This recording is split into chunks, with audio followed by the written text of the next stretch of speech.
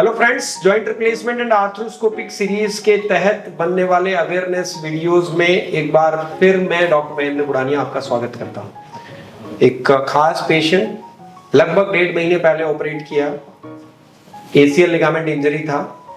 हमने इसको arthroscopic ACL reconstruction किया। लैटरल मेनिस्कस टियर भी था। जैसा कि हम आपको बताते हैं कि मेनिस्कल टियर के अंदर पार्शियल मेनिसेक्टमी का कॉन्सेप्ट चला गया है, उसके कारण से आर्थराइटिस होने के चांसेस होते हैं। इसलिए जहां तक हो सके आपको मेनिस्कस रिपेयर सर्जरी ही हमेशा करनी चाहिए और करानी भी चाहिए। और हम हमारे सेंटर के ऊपर लगभग 95% सिचुएशंस के अंदर मेनिस्कस रिपेयर करते हैं, मेनिसेक्टमी नहीं करते। एक खास बात और मैं आपको बताना चाहता हूं कि इसके अंदर हमने एसीएल सर्जरी के लिए सेंट्रल क्वाड्रिसेप्स टेंडन ग्राफ्ट लिया है। मैं कैमरामैन को बताऊंगा कि आप आगे आके इसको दिखाएं। ये देखिए स्कार है, सेंट्रल क्वाड्रिसेप्स टेंडन का स्कार है। आजकल जैसा मैंने आपको बताया कई बार कि आजकल हमने हैमस्ट्रिंग टेंडन लेने काफी कम कर दिए हैं। 95% केसेस के अंदर हम हैमस्ट्रिंग टेंडन्स नहीं लेते हैं, क्योंकि हमारे अनुभव से, लिटरेचर से और दूसरे लोगों के अनुभव से हमने ये जाना कि हैमस्ट्रिंग टेंडन का स्ट्रेंथ उतना नहीं होता जितना नेटिव एसीएल का स्ट्रेंथ होता है, या फिर किसी ग्राफ्ट का सर्जरी के बाद जितना स्ट्रेंथ होना चाहिए उतना हैमस्ट्रिंग से स्ट्रेंथ नहीं आता।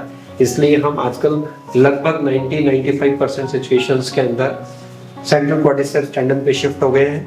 और इसके बाद इतने बेहतरीन रिजल्ट इस ग्राफ्ट के साथ आते हैं और नी के अंदर कोई वीकनेस नहीं होता, कोई एक्सटेंशन लैग नहीं होता। दोस्त इसको पूरा ऊपर उठाइए, सीधा सीधा ऊपर, कोई एक्सटेंशन लैग नहीं है। 1.5 महीना हुआ है, पूरा मोड़िए इसको, मोड़िए घुटने को, फुल मूवमेंट्स 1.5 महीने के अंदर। और जो तो लैटरल मेनिस्कस रिपेयर किया हुआ है तो इसके अंदर गार्डेड रेंज ऑफ मोशन हमने अलाउ किया है।